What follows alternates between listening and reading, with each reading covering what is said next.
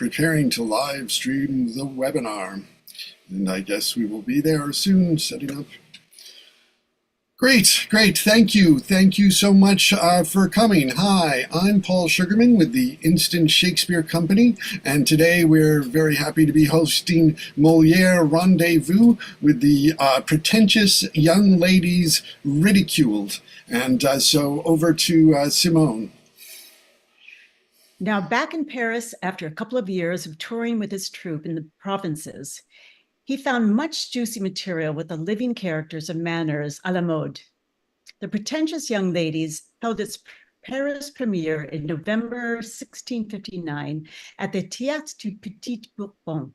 It was highly successful, catching the attention of the Parisians as well as attracting the patronage of the King Louis XIV. Our translation is through Project Gutenberg. And let's introduce the cast. Paul. Hi, I'm Paul Sugarman from New Jersey, and I will be reading Du CROISY and Marotte.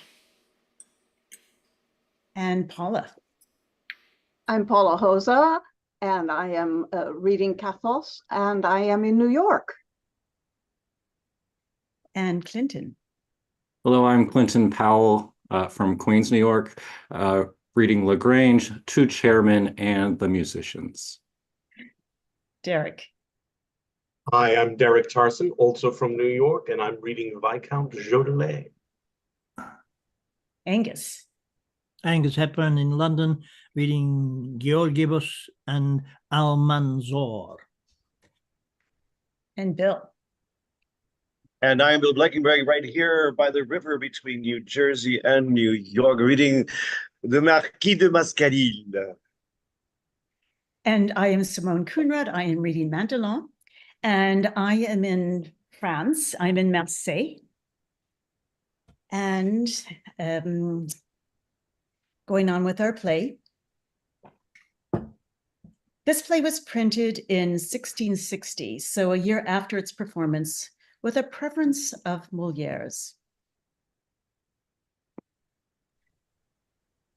This piece, although played in a strange thing it is that people should be put in print against their will. I know nothing so unjust and should pardon any other violence much sooner than that. Not that I intend here to personate the bashful author, and out of a point of honor undervalue my comedy. I should be very unseasonably disoblige all the people of Paris should I accuse them of having applauded a foolish thing, as the public is absolute judge of such sort of works. It would be impertinence in me to contradict it.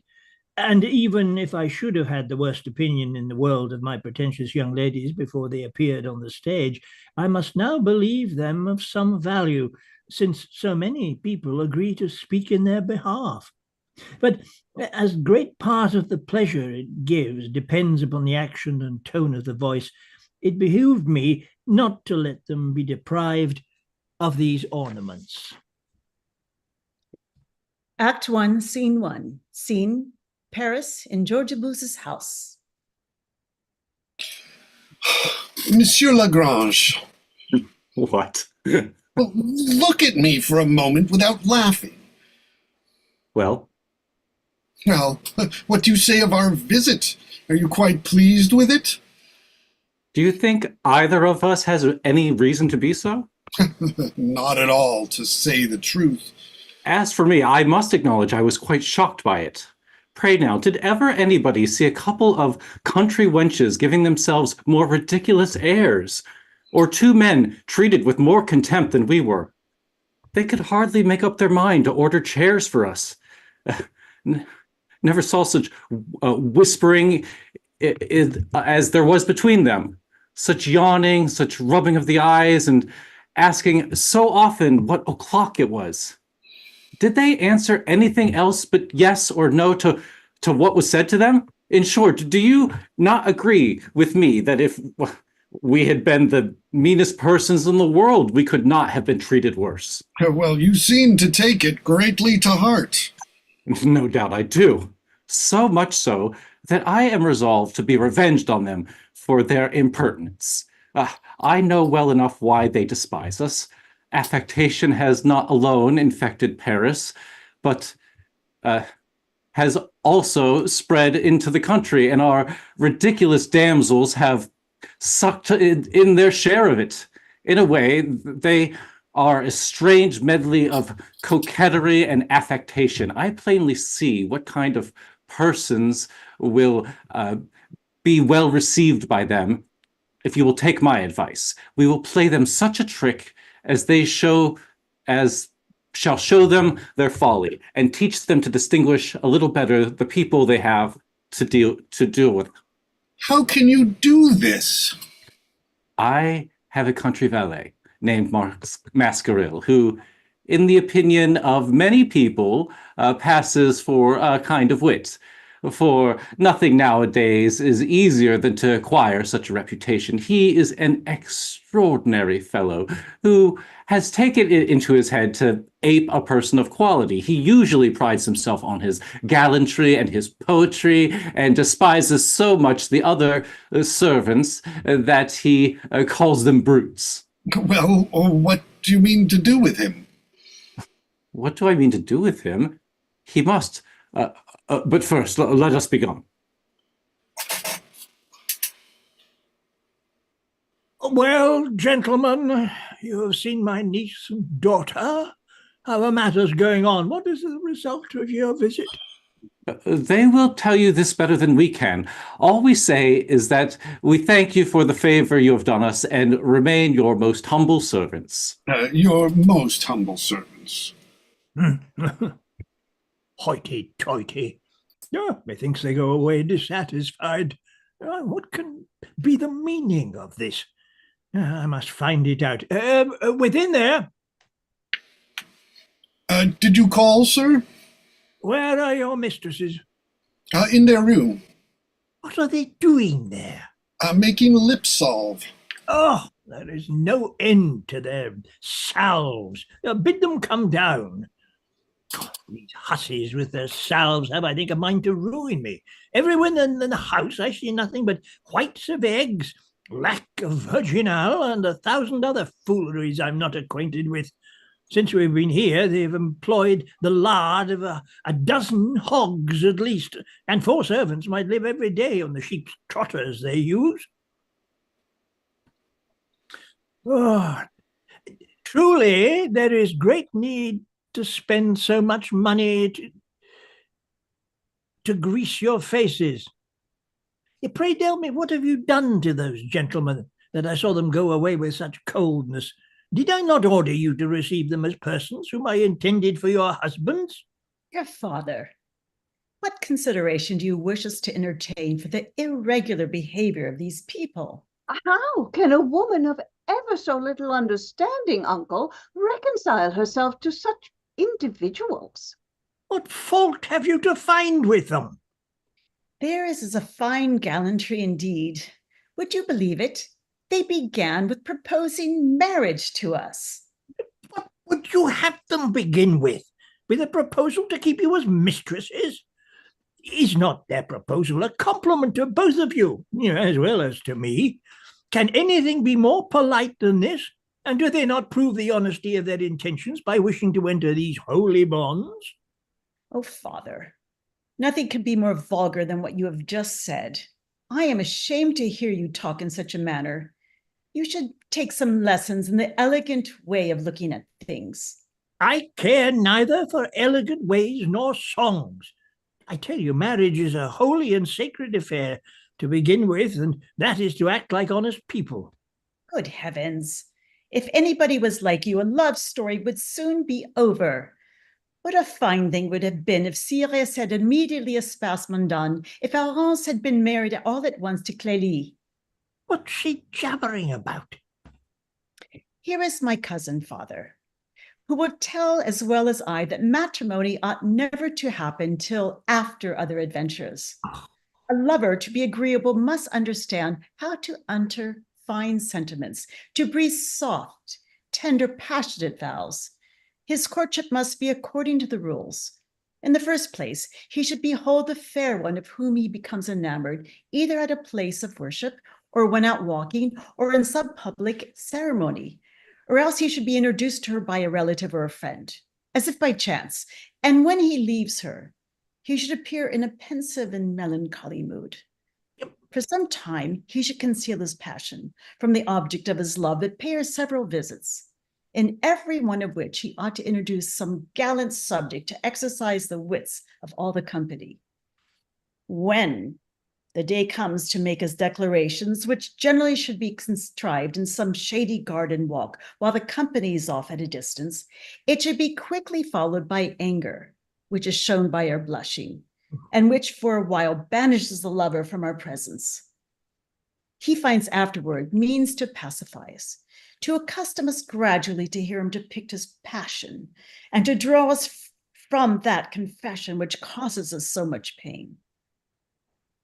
After that comes the adventures, the rivals who thwart mutual inclination, the persecution of fathers, the jealousies amongst all without any foundation, complaints, despair, running away with, and its consequences. Thus things are carried out in the fashionable life, and in veritable gallantry cannot dispense with these forms. But to come out point blank with a proposal of marriage, to make no love but with a marriage contract, and begin a novel at the wrong end. What's more, father, nothing could be more tradesmanlike, and the mere thought of it makes me sick at heart. Oh, what deuced nonsense is all this? That is high-flown language with a vengeance.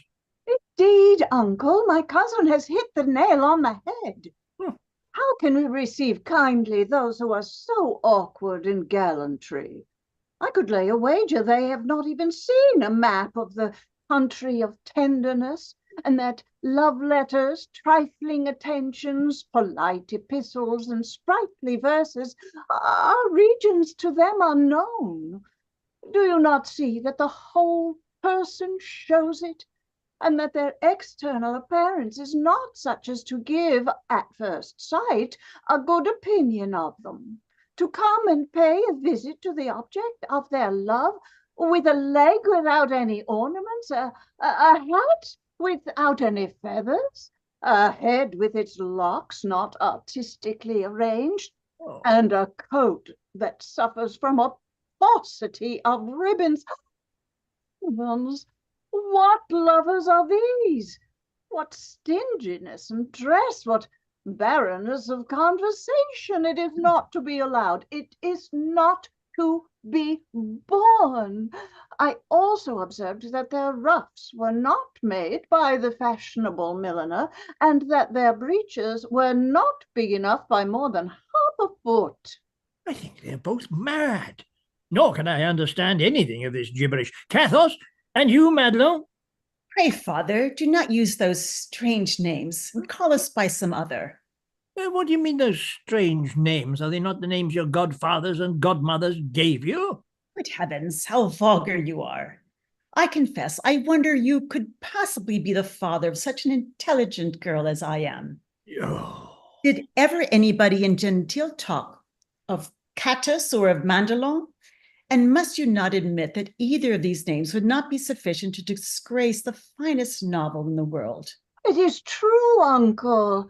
An ear rather delicate suffers extremely at hearing these words pronounced, and the name of Polixena, which my cousin has chosen, and that of Aminta, which I took, possesses a charm which you must needs acknowledge.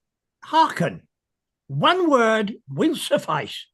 I do not allow you to take any other names than those that were given you by your godfathers and godmothers. And as for those gentlemen we are speaking about, I know their families and fortunes, and am determined that they shall be your husbands. Oh, I am tired of having you on my hands. Looking after a couple of girls is rather too weighty a charge for a man of my years.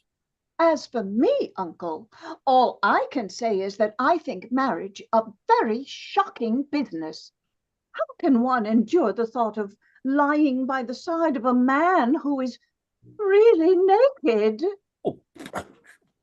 Give us leave to take some breath for a short time among the fashionable world of Paris, where we are but just arrived. allow us to prepare at our leisure the groundwork of our novel, and do not hurry on the conclusion too abruptly. I cannot doubt it any longer. They are completely mad. Once more, I tell you, I understand nothing of all of this gibberish. I will be master, and to cut short all kinds of arguments, either you shall be married shortly, or, upon my word, you shall be nuns. That I swear. Heavens, my dear, how deeply is your father still immersed in material things? How dense is his understanding? What a gloom overcasts his soul. What can I do, my dear? I am ashamed of him. I can hardly persuade myself that I am indeed his daughter. I believe that an accident, some time or another, will discover me to be of a more illustrious descent. I believe it, really. It is very likely. As for me, when I consider myself. Here is a footman asks if you are at home and says his master is coming to see you. Learn you, dunce, to express yourself a little less vulgarly. Say, here is a necessary evil, inquiring if it is commodious for you to become visible. I do not understand Latin and have not learned philosophy out of Cyrus as you have done. Impertinent creature. How can this be bored? And who is this footman's master? He told me it was the Marquis de MASCARILLE. Ah, my dear, a marquis. A marquis. Well, go and tell him we are visible. This is certainly some wit who has heard of us. Oh, undoubtedly, my dear. We had better receive him here in the parlor than in our room. Let us at least arrange our hair a little and maintain our reputation. Come in quickly and reach us the Counselor of the Graces. Upon my word, I do not know what sort of beast that is. You must speak like a Christian if you would have me know your meaning. Bring us the looking glass, you blockhead, and take care not to contaminate its brightness by the communication of your image. Oh, stop, Chairman. Stop. Easy does it. Easy. I think these boobies intend to break me to pieces by bumping me against the walls and the pavement. I marry because the gate is narrow and you would make us bring you in here. To be sure, you rascals. Would you have me expose the fullness of my plumes to the inclemency of this rainy weather and let the mud receive the impression of my shoes? Be gone! Take away your chair. Then please to pay us, sir. What? Sir, please to give us our money, I say. What scoundrel to ask from a person of my rank? Is this the way poor people are to be paid? Will your rank get us a dinner? I shall teach you to keep your right place. Those low fellows dare to make fun of me. Come, pay us quickly. What? I mean to have my money at once. That is a sensible fellow. Make haste then. Yeah, you speak properly. But the other is a scoundrel who does not know what he says. There. Are you satisfied? No, I'm not satisfied. You boxed my friend's ears and... Gently, there is something for the box in the ear. People may get anything from me when they go about it in the right way. Go now. Come and fetch me by and by to carry me to the Louvre, to the Petit Coucher. Sir, my mistresses will come immediately. Let them not hurry themselves. I am very comfortable here and can wait. Here they come. Ah, ladies! No doubt you will be surprised at the boldness of my visit, but your reputation has drawn this disagreeable affair upon me. Merit has for me such potent charms that I run everywhere after it. If you pursue merit, you should not come to us. If you find merit amongst us, you must have brought it hither yourself. I protest against these words. When Faye mentioned your deserts, it spoke the truth, and you are going to make pique, repique, and capot all the gallons from Paris. Your complaisance goes a little too far in the liberality of its praises, and my cousin and I must take care not to give too much credit to your sweet adulation. My dear, we should call for chairs. ALMANZOR!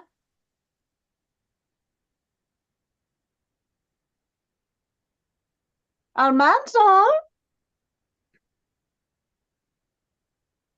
ALMANZOR! Madam, Your seven silence.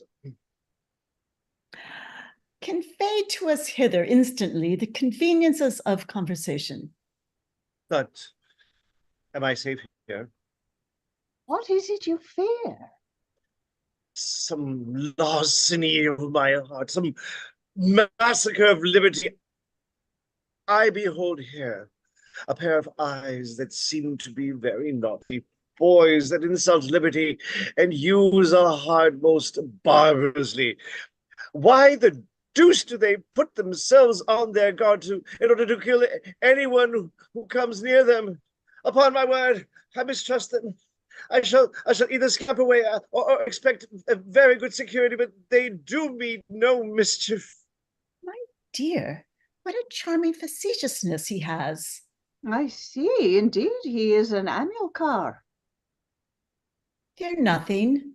Our eyes have no wicked designs, and your heart may rest in peace, fully assured of their innocence.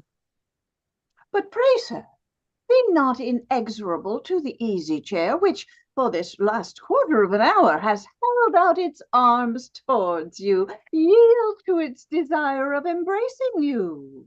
Well, ladies, what do you think of Paris? Alas, what can we think of it?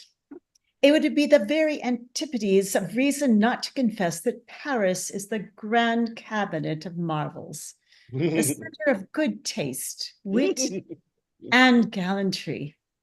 As for me, I maintain that out of Paris there is no salvation for the polite world. Most assuredly.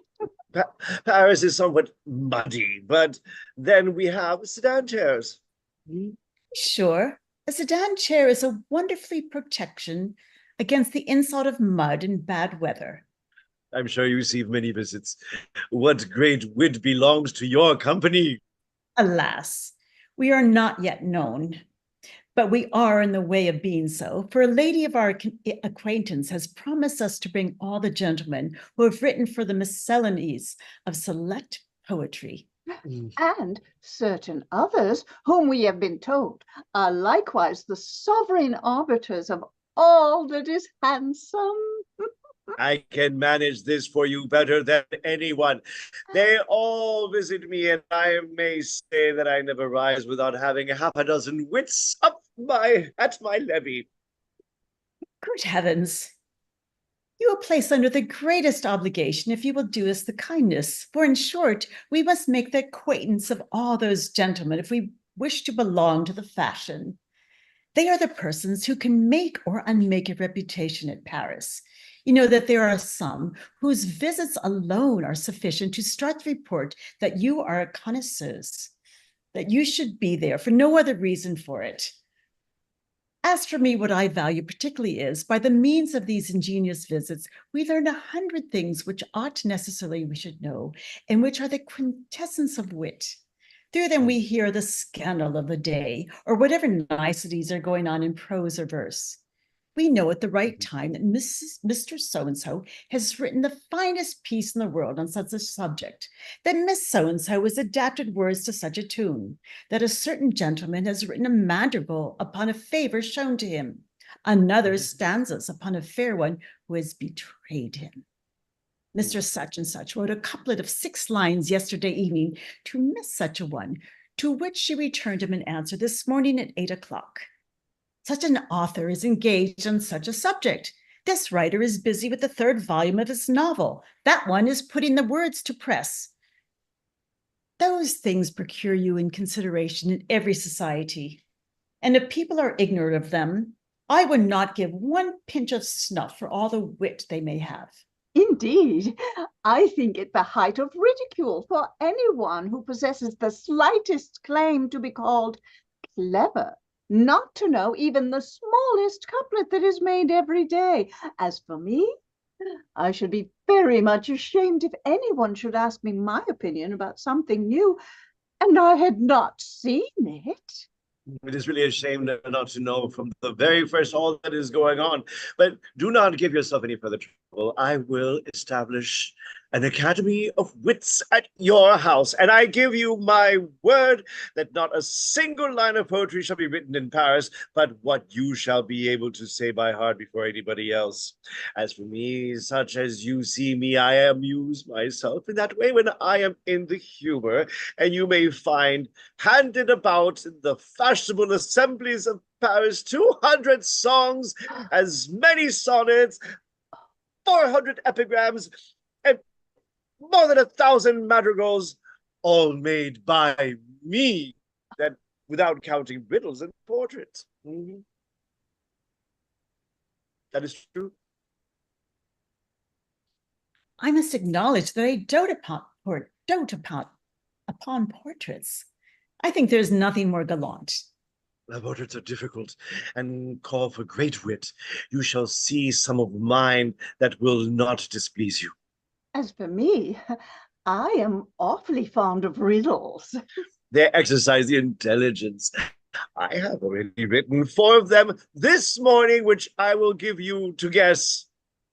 Madrigals are pretty enough when they are neatly turned. That is my special talent. I am at present engaged in turning the whole Roman history into madrigals. Goodness gracious, that will certainly be superlatively fine. I would like to have one copy at least, if you could think of publishing it. I promise you each a copy, bound in the handsomest manner. It does not become a man of my rank to scribble, but I do it only to serve the publishers, who are always bothering me. I fancy it must be a delightful thing to see one's self in print. Undoubtedly. But, by the by, I must repeat to you some extempore verses I made yesterday at the house of a certain duchess, an acquaintance of mine. I am deuced clever at extempore verses. Extempore verses are certainly the very touchstone of genius. Listen then. We are all ears.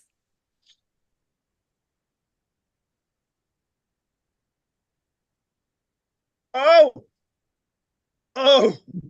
quite without heed was I, as harmless you I chanced to spy. Slyly your eyes, my heart surprise. Stop thief! Stop thief! Stop thief! I cry. This is carried to the utmost pitch of gallantry. Everything I do shows it is done by a gentleman. There is nothing of the pedant about my effusions. They are more than 2,000 miles removed from that. Did you observe the beginning? Oh, there is something original in that. Oh, like a man who all of a sudden thinks about something. Oh, taken by surprise as it were. Oh. Yes, I think that. Admirable. It seems a mere nothing. Good heavens, can you say so? It is one of these things that are perfectly invaluable. No doubt on it. I would rather have written that. Than an epic poem. Yes. You have good taste. Tolerably, none of the worst, I believe. But do you not also admire quite without heed was I? Quite without heed was I. That is, I did not pay attention to anything. A natural way of speaking, quite without heed was I, of no harm thinking. That is, as I was going along innocently, without malice, like a poor sheep, you and I chanced to spy. That is to say, I amused myself with looking at you, with observing you, with contemplating you. Oh, slyly, your eyes. What do you think of that word, slyly? Is it not well chosen? Extremely so.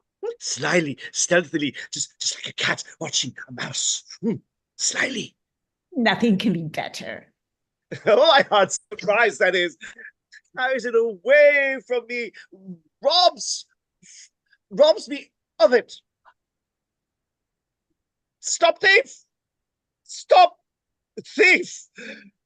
Stop thief!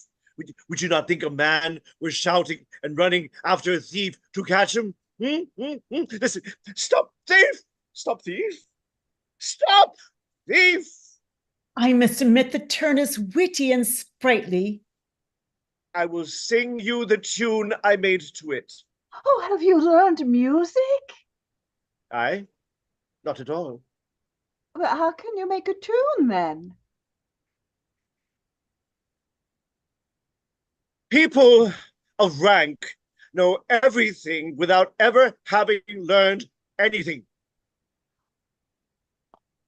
His lordship is quite in the right, my dear. Listen, if you like the tune. The inclemency of this season has greatly injured the delicacy of my voice, but no matter. It is in a free and easy way. Oh, quite without heed was I. See, etc.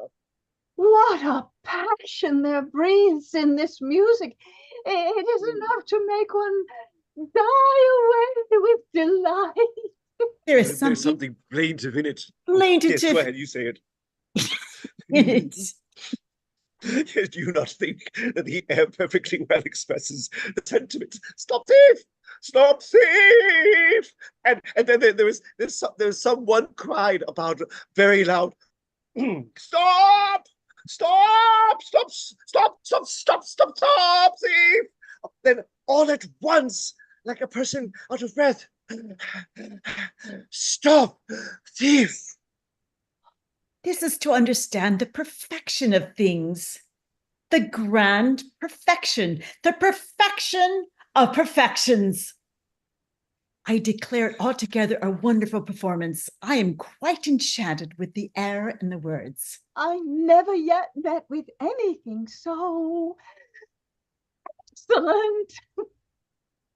All that I do comes naturally to me. It is without study. Nature has treated you like a very fond mother. You are her darling child. How do you pass away the time, ladies? With nothing at all. Until now, we have lived in a yes, terrible dearth of amusements. I am at your service to attend you to the play one of these days, if you will permit me. Indeed, a new comedy is to be acted, which I should be very glad we might see together. There is no refusing you anything. But I beg you to applaud it well when we shall be there, for I have promised to give a helping hand to the piece. The author called upon me this very morning to beg me so to do. It is the custom of authors to come and read their new plays to people of rank, that they may induce us to approve of them and give them a reputation. I leave you to imagine when we say anything, the pit dares contradict us. As for me, I am very punctual in these things, and when I have made a promise to a poet, I always cry out, "Bravo!" before the candles are lighted. Do not say another word. Mm. Paris is an admirable place. 100 things happen every day, which people in the country, however clever they are, have no idea of. Well, since you have told us, we shall consider it our duty to cry up lustily every word that is said. I do not know whether I am deceived, but you look as if you had written some play yourself. Ah, there may be something in what you say. Ah, upon my word, we must see it. Yes, between ourselves, I have written one which I intend to have brought out. To what company do you mean to give it? That is a very nice question indeed. To the actors of the Hôtel de Bourgogne. They alone can bring things into good repute. The rest are ignorant creatures who recite their parts just as people speak in everyday life. They do not understand to mouth the verses or to pause at a beautiful passage. How can it be known where the fine lines are if an actor does not stop at them and thereby tell you to applaud heartily? That is one way of making an audience feel the beauties of any work. If things are only prized when they're well set off. Oh, what do you think of my top knot? Oh, look, the sword knot, see? Sword knot and the rosettes with my, do you think they harmonize with my coat? Perfectly. Do you think the ribbon well chosen? Curiously well. It is the real Perdrignon. Oh, what do you think about my rose? They are very fashionable. I may at least boast that they are a quarter of a yard wider than any that have been made. I must own I have never saw the elegance of dress carried further. Please to fasten reflection of your smelling faculty upon these gloves. They smell awfully fine. I never inhaled a more delicious perfume. And this? It has the true quality odeur. It tintillates the nerves of the upper region most deliciously. You say nothing of my feathers. How do you like them? Oh, they are frightfully beautiful. Do you know that every single one of them cost me a louis d'or? Oh. But it is my hobby to have generally everything of the very best. I assure you that you and I sympathize. I am furiously particular in everything I wear. I cannot even endure stockings unless they are bought in a fashionable shop. Oh. Gently, damn, ladies. You use me very I have reason to complain of your behavior. It is not fair. What is the matter with you? What? Two at once against my heart, to attack me thus right and left. Oh, this is contrary to the law of nations. To combat is too unequal, and I must cry out, murder! Well, he does say things in a peculiar way. He is a consummate wit. You are more afraid than hurt, and your heart cries out before it's even wounded. The devil does. The devil it does. It is wounded all over, from head to foot. Madam, somebody asks to see you. Oh, The Viscount de Jodelet. The Viscount de Jodelet? Yes, sir. Do you know him? He is my most intimate friend. Oh, throw him in immediately. We have not seen each other for some time. I am delighted to meet him. here he comes. Ah, Viscount. Ah, Marquis. How glad am I to meet you. How happy I am to see you here. Embrace me once more, I pray you. My dearest, we begin to be known. People of fashion find their way to our house. Ladies, allow me to introduce this gentleman to you. Upon my word, he deserves the honor of your acquaintance. It is but just we should come and pay you what we owe. Your charms demand their lordly rights from all sorts of people. You carry your civilities to the utmost confines of flattery. This day ought to be marked in our diary as a red-letter day. Come, boy, must you always be told to bring things over and over again? Do you not observe we need an additional chair? You must not be astonished to see the Viscount thus. He has but just recovered from an illness, which, as you perceive, has made him so pale. The consequence of continual attendance at court and the fatigues of war.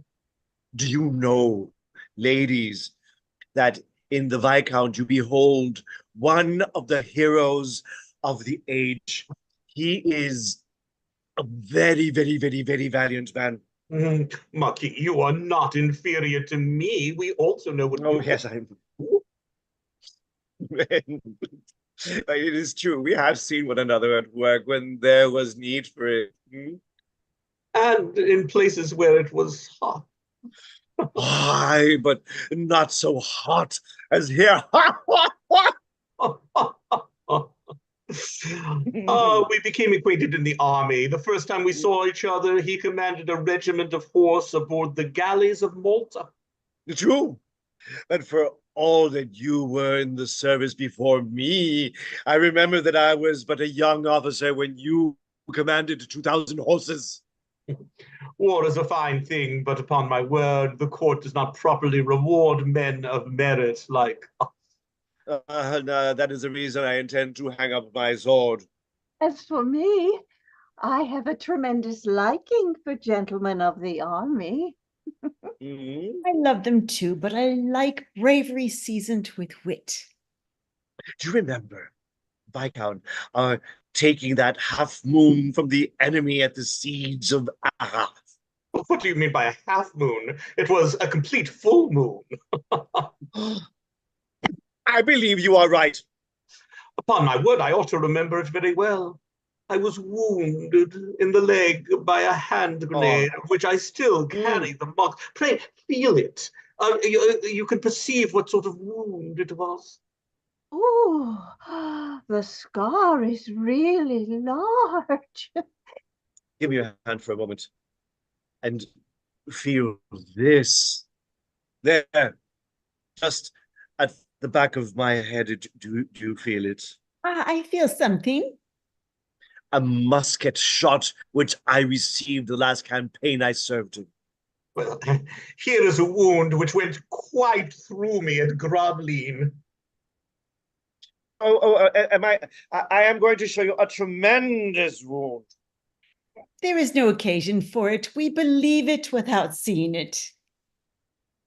There are honors marks that show what a man is made of. We have not the least doubt of the valor of you both. Viscount is your coach in waiting. Why? Why? Well, we shall give these ladies an airing and offer them a collation. Not go out today. Let us send for musicians then and have a dance. Upon my word, that is a happy thought. With all our hearts. With all our hearts. But we Yes. must have some additional company. So, champagne, Picard, Bourguignon, Cigarette, Basque, la Verdure, Lorraine, Provençal, la Violette. I wish the deuce took all of these footmen I do not think there is a gentleman in France worse served than I am. These rascals are always out of the way. Almanzor, tell the servants of my Lord Marquis to go and fetch the musicians, and ask some of the gentlemen and ladies hereabouts to come and people the solitude of her ball. Viscount, what do you say of those eyes? Why, Marquess, what do you think of them yourself? I say that our liberty will have much difficulty to get away from here scot-free. At least mine has suffered most violent attacks. My heart hangs by a single thread. Natural is all he says. He gives to things a most agreeable turn. He must really spend a tremendous deal of wit.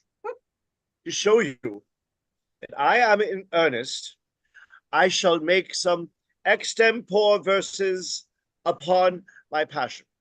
Oh, I beseech you by all that I hold sacred, let us hear something made upon us. Well, I should be glad to do so, but the quantity of blood that has been taken from me lately has greatly exhausted my poetic vein. Deuce take it! I always make the first verse well, but I find the others more difficult. Upon my word, this is too short a time. I will make some extempore verses at my leisure, which you shall think the finest of the world. He is devilishly witty. His wit is so gallant and well expressed. Viscount, tell me, when did you see the Countess last? I have not paid her a visit for 3 weeks. Do you know that the Duke came to see me this morning? He would fain have taken me into the country to hunt a stag with him. Here come our friends. Uh-huh. Lark, my dears, we beg your pardon. These gentlemen had a fancy to put life into our heels. We sent for you to fill up the void of our assembly.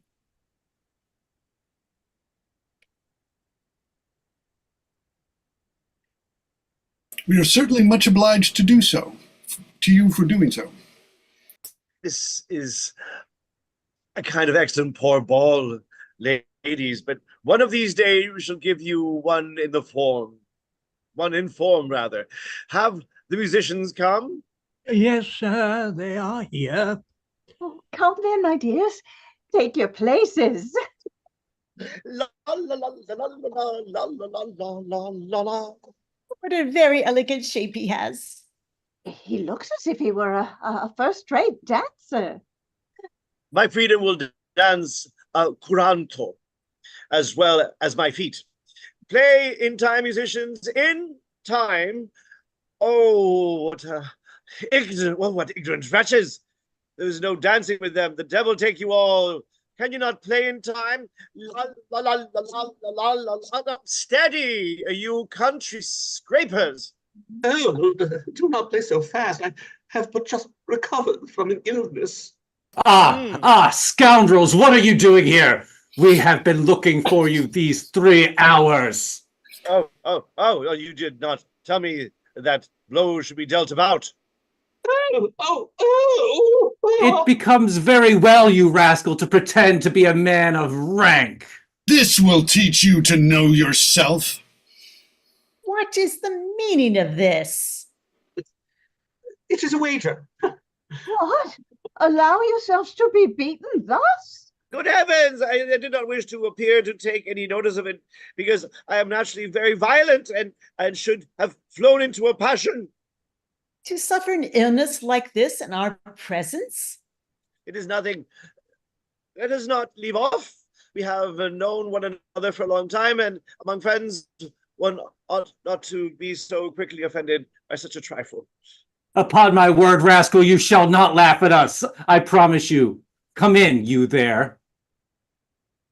What means this imprudence to come and disturb us in our house? What, ladies? Shall we allow our footmen to be received better than ourselves? Shall they come to make love to you at our expense and even give a ball in your honor? Your Footmen? Yes, our footmen. And you must give me leave to say that it is not acting either handsome or honest to spoil them for us as you do. Oh, heaven, what insolence! But they shall not have the advantage of our clothes to dazzle your eyes. Upon my word, if you are resolved to like them, it shall be for their handsome looks only. Quick, let them be stripped immediately. Oh, farewell, farewell to all our fine clothes. Oh, the Marquis and Viscount are at an end. Aha, you knaves! You have the impudence to become our rivals.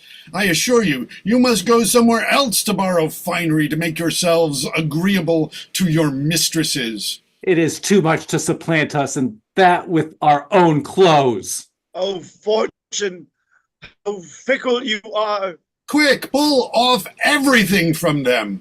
Make haste and take away all those clothes. Now, ladies, in their present condition, you may continue your amours with them as long as you please. We leave you perfectly free. This gentleman and I declare solemnly that we shall not be in the least degree jealous.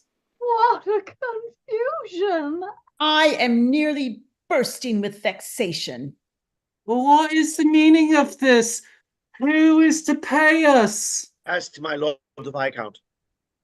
Who is to give us our money? Ask my lord the Marquis. Ah, you hussies. You put us in a nice pickle by what I can see. I've heard about your fine goings-on from these two gentlemen who have just left. Ah, father, they have played us a cruel trick. Yes, it is a cruel trick, but you may thank your own impertinence for it, you jades. They've revenged themselves for the way you treated them, and yet, unhappy man that I am, I must put up with the affront. Ah, I swear we will be revenged, or I will die in the attempt. And you rascals, dare you remain here after your insolence? Do you treat the Marquis in this manner? This is the way of the world. The least misfortune causes us to be slighted by those who before caressed us. Come along, brother, let us go and seek our fortune somewhere else. I perceive they love nothing here but outward show, and have no regard for worth unadorned. Sir, as they've not paid us, we expect you to do so. For it was in this house we played. Yes, yes, I shall satisfy you. This is the coin that I shall pay you in. As for you, you sluts, I don't know why I should not serve you in the same way. We shall become the common talk and laughing stock of everybody. This is what you've brought upon yourself by your fooleries. Out of my sight, and hide yourselves. You jades, go and hide yourselves forever. And you that are the cause of their folly, you stupid trash, mischievous amusements for idle minds, you novels, verses, songs, sonnets, and sonatas, the devil take you all! End of play.